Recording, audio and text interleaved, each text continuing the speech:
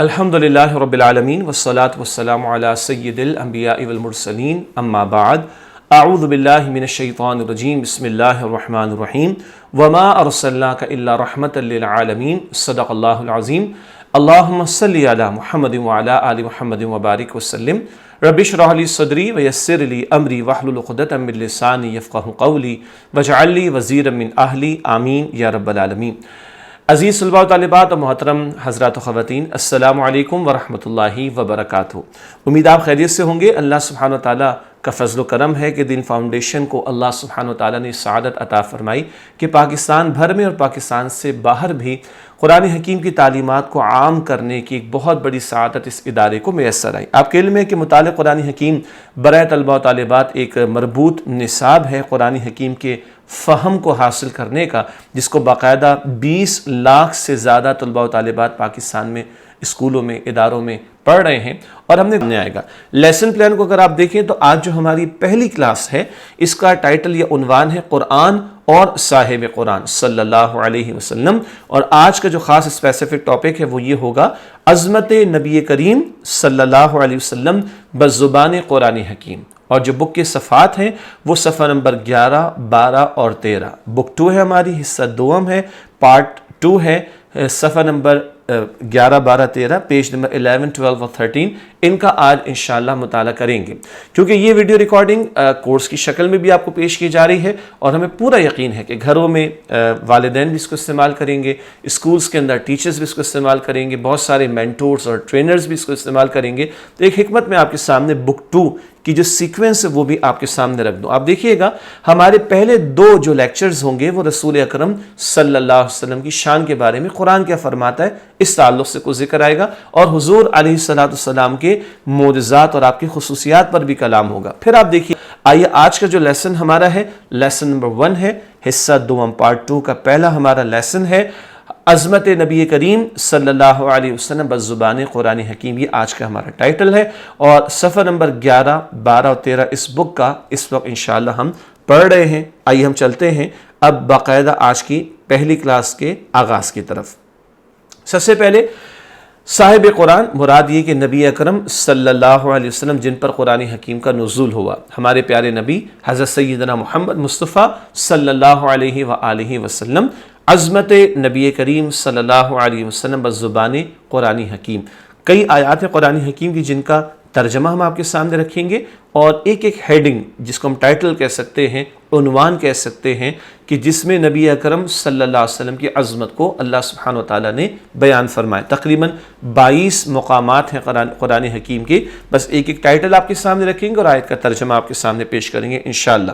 بات ہو رہی ہے رسول پاک علیہ السلام کی عظمت کے بیان کے حوالے سے جن پر قرآن حکیم کا نزول ہوا۔ جیسے پہلے حصے میں آپ نے دیکھا، اگر آدم علیہ السلام کا قصہ ہم پڑھ رہے تھے تو پہلے کچھ قصہ بیان ہوا، پھر آیات کا ذکر آیا۔ پہلے ہم نے رسولوں کے واقعات کو پڑھا، پھر ان سے متعلقہ آیات کو ہم نے سمجھا۔ اسی طرح حضور نبی اکرم علیہ السلام کے تعلق سے کئی صورتیں آگے آئیں گی، تو پہلے حضور نبی اکرم علیہ السلام کا تذکرہ، ذکر خیر، اور پھر انشاءاللہ تعالیٰ کچھ صورتوں کا بعد میں مطالعہ کریں گے۔ تو آج ہم انشاءاللہ نبی اکرم علیہ السلام کی عظمت پر قرآن حکیم کی تقریباً 22 آیات کی روشنی میں کچھ باتیں سمجھ رہے ہیں۔ سب سے پہلا نقطہ اور پہلا مقام، نبی کریم صلی اللہ علیہ وسلم پر اللہ سبحانہ و تعالیٰ اور فرشتوں کا درود بھیجنا اور مؤمنین کو درود و سلام بھیجنے کا حکم۔ مشہور آیت ہے قرآن حکیم کی، سورۃ الاحزاب آیت نمبر 56، جس کا ترجمہ ہے بے شک اللہ اور اس کے فرشتے درود بھیجتے ہیں نبی صلی اللہ علیہ وسلم پر، اے ایمان والو تم ان پر درود بھیجو اور خوب سلام بھیجا کرو۔ یہ سورہ احزاب کی آیت نمبر 56 مشہور آیت ہے۔ ان اللہ وملائکتہ یصلون علی النبی یا ایھا الذین آمنوا صلوا علیہ وسلموا تسلیما۔ اللہ تعالیٰ صلوات بھیجتا ہے، یعنی اللہ رحمت نازل فرماتا ہے نبی صلی اللہ علیہ وسلم پر، فرشتے درود بھیجتے، صلوات بھیجتے، فرشتے رحمتوں کی دعا کرتے ہیں نبی صلی اللہ علیہ وسلم کے لیے۔ اب ہم ایمان والوں کو حکم ہے تم ان پر صلوات بھیجو، یعنی ان کے لیے اللہ تعالیٰ کے حضور رحمتوں کی دعائیں کرو اور ان پر خوب سلام بھیجا کرو۔ اللہ تعالیٰ مجھے اور آپ کو، ہم سب کو کثرت سے درود شریف پڑھنے اور نبی اکرم علیہ السلام پر سلام بھیجنے کی توفیق عطا فرمائے۔ سب سے مختصر الفاظ کیا ہیں؟ صلی اللہ علیہ وسلم، یہ صلی اللہ علیہ وآلہ وسلم، اور ایسے بہت سارے کلمات ہیں۔ اللہ ہمیں اہتمام کرنے کی توفیق عطا فرمائے۔ دوسرا مقام اور دوسرا نقطہ، خاتم الانبیاء صلی اللہ علیہ وسلم کی رسالت عامہ۔ خاتم الانبیاء، نبی اکرم علیہ السلام پر آ کر نبوت ختم ہو گئی، اب کوئی رسول نہیں آئیں گے، کوئی نبی نہیں آئیں گے، ختم نبوت کا اعلان ہو گیا رسول اکرم صلی اللہ علیہ وسلم پر، اور آپ کے رسالت عامہ یعنی تمام لوگوں کے لیے آپ صلی اللہ علیہ وسلم کو قیامت تک کے لیے رسول بنا کر بھیجا گیا۔ یہ نقطہ قرآن حکیم بیان کر رہا ہے حضور نبی اکرم علیہ السلام کی عظمت کے حوالے سے۔ چنانچہ اس کے تعلق سے سورۃ الاعراف آیت نمبر 158 ہے، جہاں ارشاد ہوا، اس کا مفہوم و ترجمہ، آپ فرما دیجئے اے لوگو، بے شک میں تم سب کی طرف اللہ کا رسول ہوں۔ تمام انسانوں سے حضور علیہ السلام کا خطاب ہے، اور آپ فرما رہے میں تم سب کی طرف اللہ کا رسول ہوں۔ پچھلے رسول مخصوص قوموں کی طرف تھے، وہ کہتے تھے اے میری قوم اللہ کی عبادت کرو، لیکن رسول اکرم صلی اللہ علیہ وسلم تمام انسانوں کے لیے رسول ہیں، تو آپ فرما رہے اے انسانوں، اے میری قوم نہیں، اے انسانوں، میں تم سب کی طرف اللہ کا رسول۔ اب قیامت تک حضور صلی اللہ علیہ وآلہ وسلم کی رسالت ہی جاری رہے گی۔ تیسرا نقطہ، سید المرسلین صلی اللہ علیہ وآلہ وسلم اور نور الہی۔ اس کو پہلے ترجمہ سمجھتے ہیں اس آیت کا، پھر یہ مفہوم سمجھ میں آئے گا کہ کیا مراد ہے۔ بے شک آیا تمہارے پاس اللہ کی طرف سے نور اور روشن کتاب۔ یہ سورۃ المائدہ کی آیت نمبر 15 ہے۔ اللہ کے رسول علیہ السلام کی عظمت کا ذکر کرتے ہوئے قرآن کہہ رہا ہے کہ لوگوں تمہارے پاس اللہ کی طرف سے نور آ گیا اور روشن کتاب آ گئی۔ حضور صاحب قرآن جن پر قرآن کا نزول ہوا، اور یہ مقام ہے جہاں اہل علم فرماتے کہ نور کا لفظ حضور کے لیے بھی استعمال ہوا صلی اللہ علیہ وسلم۔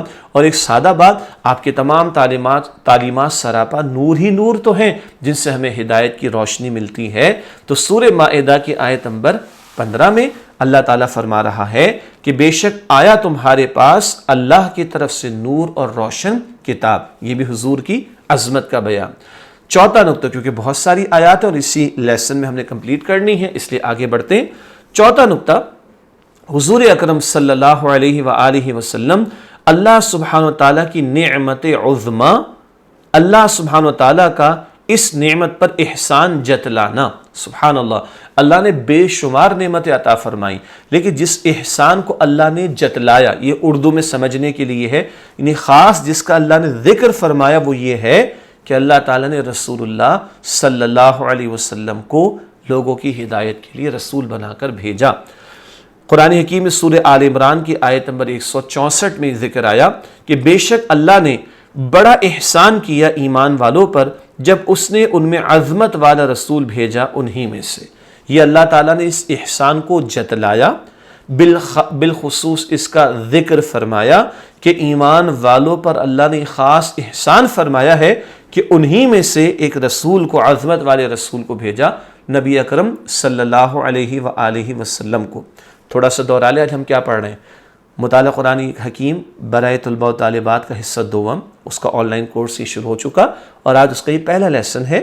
اور پہلے اور دوسرے لیسن میں اول نبی اکرم صلی اللہ علیہ وسلم کی عظمتوں کو جو قرآن میں بیان کیا گیا، اور خاص طور پر پہلے لیسن میں آج ہم ان مقامات قرآنی اور قرآن حکیم کی آیات کا مطالعہ کر رہے ہیں۔ 4 باتیں آ چکی ہیں، 22 باتوں تک انشاءاللہ ہمیں پہنچنا ہے۔ 5ویں بات، رسول اللہ صلی اللہ علیہ وسلم کا اللہ تعالیٰ کی طرف سے مزکی اور معلم کتاب و حکمت بن کر آنا۔ کچھ مشکل الفاظ ہیں، ان کو آسان کرتے ہیں۔ مزکی، تزکیہ کرنے والا، پاک صاف کرنے والا۔ مزکی، تزکیہ کرنے والا، پاک صاف کرنے والا۔ معلم، تعلیم دینے والا۔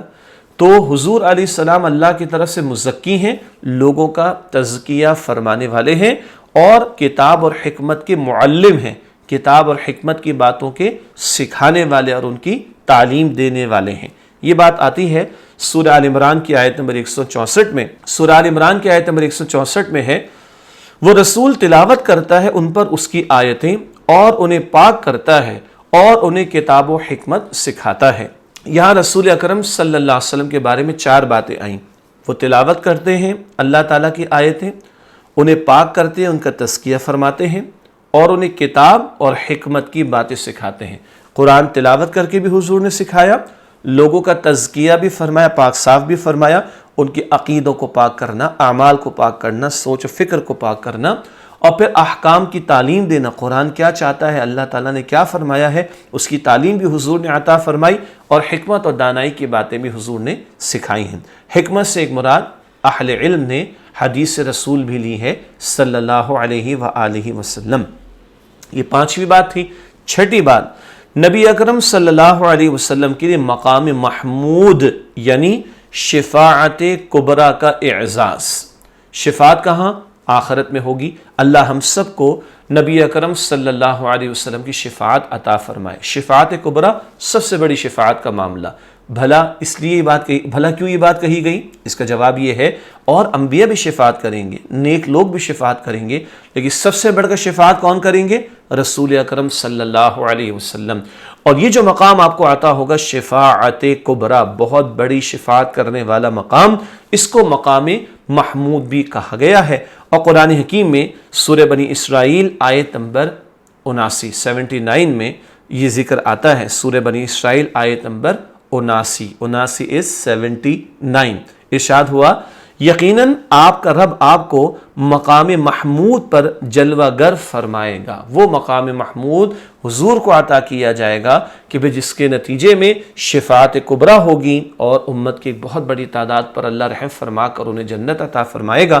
اللہ تعالی ہم سب کو نبی اکرم صلی اللہ علیہ وسلم کی شفاعت عطا فرمائے۔ ساتویں بات، رسول اللہ صلی اللہ علیہ وسلم کی چاہت و رضا پر قبلے کی تبدیلی۔ اچھا، کچھ باتیں ابھی تو یہ پوائنٹس ہیں نا، جب یہ ہم مقامات پڑھیں گے، خاص طور پر مدنی صورتیں مطالعہ قرآن حکیم میں بعد کے حصوں میں ہمارے سامنے آئیں گی، تب تو زیادہ تفسیرات آئیں گی۔ ویسے آپ کے علم میں ہوگا کہ قبلہ پہلے بیت المقدس تھا، اور پھر بیت اللہ شریف کو مقرر کیا گیا۔ ایک عرصے تک حضور بیت اللہ شریف کو بھی سامنے رکھتے اور اس کے پیچھے بیت المقدس بھی آ جاتا ایک ہی رخ کے اوپر، لیکن حضور کی چاہت تھی کہ بیت اللہ شریف کو قبلہ مقرر کر دیا جائے۔ جب حضور ہجرت فرما کر مدینہ شریف تشریف لے آئے، اب وہ کیفیت نہیں رہی کہ ایک ہی رخ پر بیت اللہ بھی آ جائے، بیت المقدس بھی۔ تو حضور بار بار تمنا رکھتے تھے، بلکہ آپ کی نگاہیں آسمان کی طرف جاتی تھیں کہ اللہ کی طرف سے وحی میں حکم آ جائے اور بیت اللہ شریف کو قبلہ مقرر کر دیا جائے۔ یہ پس منظر ہے، اس کو ذہن میں رکھیے۔ تو اب نقطہ ہے رسول اللہ صلی اللہ علیہ وآلہ وسلم کی چاہت و رضا پر قبلے کی تبدیلی۔ یہ بیان سورۃ البقرہ آیت نمبر 144 میں ہے۔ ارشاد ہوا بے شک ہم دیکھ رہے ہیں آپ کے رخ انور کا بار بار آسمان کی طرف اٹھنا، تو ہم ضرور آپ کو پھیر دیں گے اس قبلے کی طرف جس پر آپ راضی ہیں، پس آپ پھیر لیں اپنا رخ انور مسجد حرام کی طرف۔ یہ سورۃ البقرہ آیت نمبر 144 میں، اور پھر اللہ کا حکم آیا کہ بیت المقدس کی بجائے بیت اللہ شریف کو قبلہ مقرر کر لیا جائے۔ یہ حضور علیہ السلام کی چاہت تھی، اور اللہ تعالیٰ نے ایسا ہی حکم حضور علیہ السلام کو عطا فرمایا، اور ہم بھی قیامت تک جتنے بھی مسلمان ہیں وہ بیت اللہ شریف کو ہی قبلہ بنا کر اس کی طرف رخ کر کے نماز ادا کرتے ہیں۔ اس کے بعد اگلا 8واں نقطہ ہے رحمت للعالمین صلی اللہ علیہ وسلم کے وجود مبارک کی برکت سے امت کا عذاب سے محفوظ ہونا۔ یعنی جب تک حضور موجود رہیں گے، اللہ تعالیٰ نے بیان فرمایا کہ ان لوگوں پر جو مشرکین اور برے لوگ تھے ان پر عذاب نہیں آئے گا۔ ایسا ہی ذکر آتا ہے سورۃ الانفال کی آیت نمبر 33 میں، سورۃ انفال آیت نمبر 33 میں، ایسا نہیں کہ اللہ انہیں عذاب دے جبکہ اے محبوب صلی اللہ علیہ وآلہ وسلم آپ ان میں موجود ہیں۔ تو مشرکین پر مکہ مکرمہ میں عذاب نہیں آیا تھا۔ آپ کے علم ہے نا، غزوہ بدر ہوا تو یہ باہر نکلے ہیں، اور پھر ٹکراؤ کا معاملہ ہوا، پھر ان میں 70 مشرک قتل ہوئے تھے، لیکن مکہ مکرمہ میں حضور جب تک ان کے درمیان موجود رہے، ایسے کوئی عذاب کا معاملہ نہیں آیا کہ ان کو بالکل مٹا دیا جاتا۔ تو حضور کے وجود مبارک کی برکت سے امت کا عذاب سے محفوظ ہونا، یہ سورہ انفال کی آیت نمبر 33 میں بات آ رہی ہے۔ مجھے امید ہے کہ باتیں آپ کو مشکل تو محسوس نہیں ہو رہی ہوں گی، بس اتنا فرق ہے کہ ابھی ایک ایک آیت کے تعلق سے ایک پوائنٹ ہم آپ کے سامنے رکھ رہے ہیں، ایک نقطہ آپ کے سامنے رکھ رہے ہیں۔ بعد کے حصوں میں جب مطالعہ قرآن حکیم کئی سلسلہ مطالعہ کرتے کرتے ہم آگے بڑھائیں گے، اور مطالعہ قرآن حکیم کے بعد کے حصوں میں ہم پہنچیں گے تو پھر ان مکی بلکہ ان مدنی صورتوں کی تشریح میں زیادہ تفصیل انشاءاللہ ہم پڑھیں گے۔ اگلا نقطہ ہے 9واں نقطہ، اللہ سبحانہ وتعالیٰ اور رسول اللہ صلی اللہ علیہ وآلہ وسلم کا غنی کرنا، مالدار کر دینا۔ اس کا اشارہ سورہ توبہ کی آیت نمبر 74 میں یوں آیا، اور ان منافقین کو یہی برا لگا کہ اللہ اور اس کے رسول نے ان مؤمنین کو اپنے فضل سے کیوں غنی کر دیا۔ سورہ توبہ کی آیت نمبر 74۔ اللہ کے رسول علیہ السلام ہجرت فرما کر مدینہ شریف آئے تو اللہ تعالیٰ نے رحمت عطا فرما دی، حضور کی برکت سے مسلمانوں کو قوت مل گئی۔ یہ بات منافقوں کو بری لگتی تھی، تو اللہ تعالیٰ اور اللہ کے رسول نے غنی جو کر دیا تو حضور کی برکت سے جو مسلمان غنی ہو گئے، یہ بات منافقین کو بری لگتی تھی۔ یہ نقطہ یہاں پر ذکر ہوا ہے۔ 10واں نقطہ، طلب مغفرت کے لیے رحمت للعالمین صلی اللہ علیہ وسلم کی خدمت میں حاضری کا حکم۔ یہ سورہ نساء آیت نمبر 64 میں بات آئی ہے، یعنی مغفرت چاہتے ہو تو حضور کے پاس آؤ اور حضور سے دعا لو اور حضور کی خدمت میں حاضر ہو، اور ان کی دعا جب تمہیں میسر آئے گی تو اللہ بھی تمہیں معاف فرما دے گا۔ یہ ذکر آ رہا ہے سورہ نساء کی آیت نمبر 64 میں 64 میں۔ اس کا ترجمہ ہے، اور اگر وہ کبھی اپنی جانوں پر ظلم کر بیٹھے تھے تو آ گئے ہوتے آپ صلی اللہ علیہ وسلم کے پاس، پھر مغفرت طلب کرتے اللہ سے، اور رسول بھی ان کے لیے مغفرت طلب کرتے، تو وہ ضرور پاتے اللہ کو بہت توبہ قبول کرنے والا، بے حد رحم فرمانے والا۔ اگر ظلم کر بیٹھے تھے تو کیا کرتے؟ اللہ سے مغفرت طلب کرتے اور حضور کے پاس آتے اور التجا کرتے، آپ دعا کیجئے تو اللہ تعالیٰ ان لوگوں کی مغفرت فرما دیتا۔ معلوم ہوا کہ حضور کی خدمت میں حاضر ہو کر مغفرت کی التجا کرنا حضور سے کہ حضور اللہ سے دعا کریں، اس بات کی توجہ دلائی گئی۔ 11واں نقطہ، اللہ سبحانہ وتعالیٰ کے حبیب مکرم صلی اللہ علیہ وسلم کا تمام امتوں پر گواہ ہونا۔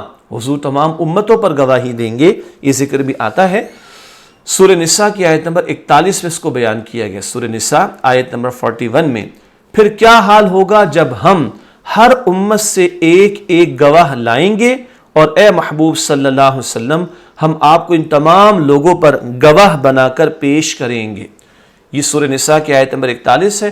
ہر رسول اپنی امت کے خلاف گواہی دیں گے، حضور اپنی امت کے خلاف بھی گواہی دیں گے۔ خلاف کا مطلب، اے اللہ میں نے پیغام پہنچا دیا، تو ان سے پوچھ انہوں نے کیا کیا۔ اور حضور بقیہ امتوں کے تعلق سے بھی گواہی دیں گے کہ پچھلے تمام پیغمبر جو آئے تھے انہوں نے اپنی قوموں تک اللہ کے پیغام کو پہنچا دیا تھا۔ یہ گواہی حضور علیہ السلام تمام قوموں کے بارے میں، تمام امتوں کے بارے میں قیامت کے دن دیں گے۔ یہ بھی حضور کی عظمت کا بیان سورہ نساء آیت نمبر 41 میں۔ 12واں نقطہ، رسول اللہ صلی اللہ علیہ وسلم کے لیے اللہ سبحانہ وتعالیٰ کی خاص مدد۔ ہر آن حضور اللہ کی نگرانی میں، اللہ کی مدد حضور کے ساتھ رہتی صلی اللہ علیہ وسلم۔ سورہ توبہ کی آیت نمبر 40 میں ذکر ہے۔ سورہ توبہ کی آیت نمبر 40 میں، اگر تم رسول کی مدد نہ کرو گے تو جان لو کہ اللہ تعالیٰ نے اس وقت ان کی مدد کی جب کفار نے انہیں نکالا تھا۔ ان کفار نے، مکے کے کفار نے حضور علیہ السلام کو ہجرت پر مجبور کر ڈالا تھا۔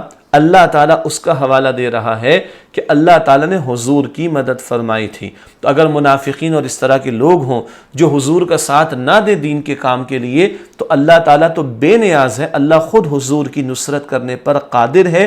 اس بات کی طرف توجہ دلائی گئی کہ اللہ کی خاص نصرت اور مدد حضور صلی اللہ علیہ وآلہ وسلم کو میسر اور حاصل ہے۔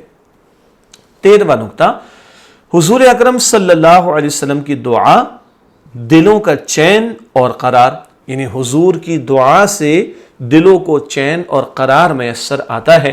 یہ ذکر آتا ہے سورہ توبہ کی آیت نمبر 103 میں۔ سورہ توبہ آیت نمبر 103 کا ترجمہ، اے محبوب صلی اللہ علیہ وآلہ وسلم ان کے مال سے زکوٰۃ لیجئے جس کے ذریعے آپ انہیں پاک اور بابرکت بنائیں، اور آپ ان کے لیے دعا فرمائیں کیونکہ آپ کی دعا ان کے دلوں کا سکون و قرار ہے۔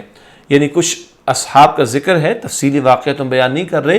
ان کے مالوں میں سے زکوٰۃ لیجئے، صدقہ قبول کیجئے اور ان کے لیے دعا کیجئے کہ اے نبی صلی اللہ علیہ وآلہ وسلم آپ کی دعا ان کے دلوں کا سکون اور قرار ہے۔ اس کے بعد اگلا نقطہ ہے نقطہ نمبر 14، نبی اکرم صلی اللہ علیہ وسلم کے ساتھ اللہ تعالیٰ کی معیت۔ معیت کا مطلب ساتھ ہونا، معیت مع عربی میں ساتھ ہونے کو کہتے ہیں۔ سورہ توبہ کی آیت نمبر 40 میں یہ بات آتی ہے، جب وہ اپنے صاحب یعنی رفیق سفر صحابی سے فرما رہے تھے غمگین نہ ہو، بے شک اللہ ہمارے ساتھ ہے۔ یہ سورہ توبہ کی آیت نمبر 40 ہے، اور مشہور واقعہ ہجرت کا، جب حضرت ابوبکر صدیق رضی اللہ تعالیٰ عنہ حضور کے ساتھ تھے، غار کا واقعہ یاد آ گیا۔ خاص اس موقع پر حضور علیہ السلام نے کیا فرمایا، اور اللہ نے نقل فرمایا، غم نہ کرو، اللہ تعالیٰ ہمارے ساتھ ہے۔ تو اللہ کا خاص ساتھ اور معیت اور تائید اور نصرت وہ اللہ کے رسول علیہ السلام کو حاصل، یہ ذکر سورہ توبہ کی آیت نمبر 40 میں بھی آیا۔ بس یہ ذہن میں رکھیے، کیونکہ ایک لیسن میں ان آیات کو ہم نے ایک نظر گزارنا ہے، اور یہ دیکھنا ہے کہ کس طرح قرآن حکیم میں جا بجا نبی اکرم علیہ السلام جن پر قرآن کا نزول ہوا ان کی عظمتوں کو بیان کیا گیا۔ 15ویں بات، رسول اللہ صلی اللہ علیہ وسلم کا مؤمنین سے قرب، کتنے قریب ہے حضور ایمان والوں کے، اور کس قدر ان کے نزدیک حضور علیہ السلام کی اہمیت ہے، قرآن بتا رہا ہے۔ سورۃ الاحزاب کی آیت نمبر 6، نبی کریم صلی اللہ علیہ وسلم مؤمنین کی جانوں سے بڑھ کر ان پر حق رکھتے ہیں۔ ایمان والوں کی جانوں سے بڑھ کر حضور کا حق ہے صلی اللہ علیہ وسلم۔ اللہ اکبر، جتنا ایک بندہ مومن کا اپنی جان پر اختیار، اس سے زیادہ اختیار اس کی جان پر حضور کا ہے صلی اللہ علیہ وسلم۔ یہ عظمت حضور کی صلی اللہ علیہ وآلہ وسلم۔ اگلا نقطہ ہے نقطہ نمبر 16، حضور صلی اللہ علیہ وآلہ وسلم سے بیعت کرنا، در حقیقت اللہ سے بیعت کرنا ہے۔ یہ تمام آیات اس وقت جو ہے وہ مدنی صورتوں کی ہیں، اور نوٹ کیجئے گا مدنی صورتوں کا بیان مطالعہ قرآن حکیم میں حصہ نمبر 6 اور 7 میں آئے گا، وہاں بہت تفصیل انشاءاللہ ان کے ہم بیان کریں گے۔ ابھی تو نقطے ہم آپ کے سامنے رکھ رہے ہیں۔ تو حضور صلی اللہ علیہ وسلم سے بیعت کرنا، در حقیقت اللہ تعالیٰ سے بیعت کرنا ہے۔ صلح حدیبیہ ذہن میں ہوگی، بیعت کی تھی نا صحابہ کرام نے حضور کے ہاتھ پر، یہ واقعہ تو سیرت کی کتابوں میں ہم نے پڑھا ہوگا۔ صلح حدیبیہ 6 ہجری، اس کے تناظر میں سنیے گا سورہ فتح کی آیت نمبر 10، بے شک جو لوگ آپ سے بیعت کرتے ہیں وہ اللہ ہی سے بیعت کرتے ہیں، ان کے ہاتھوں پر اللہ کا ہاتھ ہے۔ سبحان اللہ۔ یہ سورہ فتح کی آیت نمبر 10 میں صلح حدیبیہ کا بیان، جب حضرت عثمان غنی رضی اللہ تعالیٰ عنہ کی شہادت کی جھوٹی خبر پھیلا دی گئی تھی، تو 1400 صحابہ نے حضور کے ہاتھ پر بیعت کی۔ اللہ فرما رہے جو آپ سے بیعت کر رہے ہیں نبی علیہ السلام، وہ اللہ سے بیعت کرتے ہیں اور ان کے ہاتھوں پر اللہ کا ہاتھ۔ سبحان اللہ۔ نمبر 17 پوائنٹ، اللہ تعالیٰ کا رسول اللہ صلی اللہ علیہ وسلم کے عمل کو اپنا فعل قرار دینا۔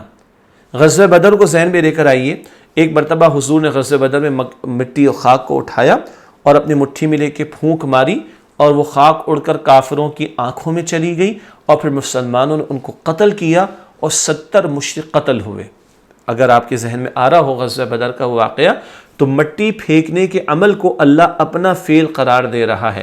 سورہ انفال کی آیت نمبر 17 میں یہ ذکر آیا، جب آپ نے خاک پھینکی تو آپ نے خاک نہیں پھینکی بلکہ اللہ نے پھینکی۔ عمل حضور نے کیا، مگر اللہ اس کو اپنا فعل قرار دے رہا ہے۔ بہت پیارا مقام ہے قرآن کا۔ 18ویں بات، سید المرسلین صلی اللہ علیہ وسلم کو اللہ تعالیٰ کا خیر کثیر عطا فرمانا، یہ تو ہم پڑھ چکے حصہ اول میں، سورہ کوثر کی پہلی آیت، انا اعطیناک الکوثر، بے شک ہم نے آپ کو خیر کثیر عطا فرمائے، خوب کثرت حضور کو عطا کی گئی، اور کوثر جنت کی نہر کا نام بھی ہے۔ 19ویں بات، رسول اللہ صلی اللہ علیہ وسلم کی اطاعت عین اللہ کی اطاعت ہے۔ حضور کی اطاعت کریں گے تو اللہ تعالیٰ کی اطاعت ہوگی۔ یہ بات اللہ تعالیٰ نے خود بیان فرمائی سورہ نساء کی آیت نمبر 80 میں، جس نے رسول کی اطاعت و فرما برداری کی، بے شک اس نے اللہ کی اطاعت کی۔ جو حضور کی اطاعت کرے گا وہی ہے جو اللہ تعالیٰ کی اطاعت کرنے والا ہوگا۔ سورہ نساء کی آیت نمبر 80 میں یہ بات بیان ہوئی۔ 20واں نقطہ، نبی کریم صلی اللہ علیہ وسلم کا فیصلہ اللہ کا فیصلہ، اس پر غیر مشروط عمل کرنا ضروری۔ غیر مشروط کوئی شرط نہ ہو، کوئی اف اینڈ بٹ نہ ہو، جو حکم آیا فوراً اپنے آپ کو جھکا دو، یہ حضور کا فیصلہ، اللہ ہی کا فیصلہ ہے۔ سورہ احزاب آیت نمبر 36 میں بات آئی، اور کسی مسلمان مرد و عورت کو یہ حق حاصل نہیں کہ جب اللہ اور اس کا رسول ان کے کسی کام کا فیصلہ فرما دیں تو ان کے لیے اپنے اس کام میں کوئی اختیار باقی رہے۔ اللہ اکبر۔ اللہ فیصلہ فرما دے، اللہ کے رسول علیہ السلام فیصلہ فرما دیں تو مومن کا اختیار ختم، اب جو حکم آیا اپنے آپ کو اس کے سامنے جھکانا ہی پڑے گا۔ یہ سورہ احزاب آیت نمبر 36 ہے۔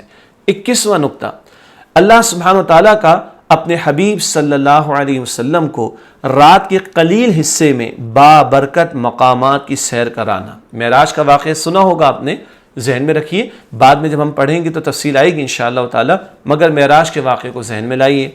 سورہ بنی اسرائیل کی پہلی آیت میں ذکر آیا، پاک ہے وہ جو ایک رات کے تھوڑے سے حصے میں اپنے خاص بندے کو مسجد الحرام سے اس مسجد اقصی تک لے گیا جس کے گرد و پیش میں ہم نے برکتیں رکھیں تاکہ ہم انہیں اپنی کچھ نشانیاں دکھائیں، یقیناً وہ خوب سننے والا دیکھنے والا ہے۔ اللہ جو پاک ہے ہر عیب سے، وہ اپنے پیارے رسول علیہ السلام کو مسجد حرام سے مسجد اقصی تک لے گیا جہاں بڑی برکتیں، اور پھر وہ آسمانوں کے عروج کا معاملہ یہ سورہ نجم میں انشاءاللہ ہم تیسرے حصے میں آپ کے سامنے پیش کریں گے۔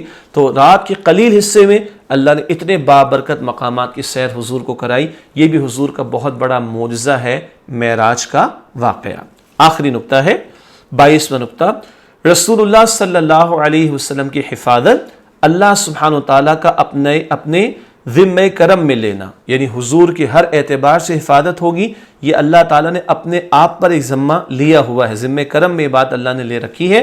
سورہ مائدہ کی آیت نمبر 67 میں یہ بات آئی، اور اللہ آپ کو لوگوں سے بچائے گا، واللہ یعصمک من الناس، اور اللہ آپ کی حفاظت فرمائے گا لوگوں سے۔ تو عزیز طلباء و طالبات اور محترم حضرات و خواتین، الحمدللہ آج ہمارا پہلا لیسن مکمل ہوا، اور صاحب قرآن صلی اللہ علیہ وسلم کا عظیم بیان قرآن حکیم کی آیات کی روشنی میں ہمارے سامنے آیا۔ انشاءاللہ اگلی کلاس میں آپ سے ملاقات ہوگی، اور مزید نبی کریم صلی اللہ علیہ وسلم کے تعلق سے کچھ کلام اگلے لیسن میں آپ کے سامنے رکھیں گے۔ وآخر دعوانا ان الحمدللہ رب العالمین، والسلام علیکم ورحمۃ اللہ وبرکاتہ۔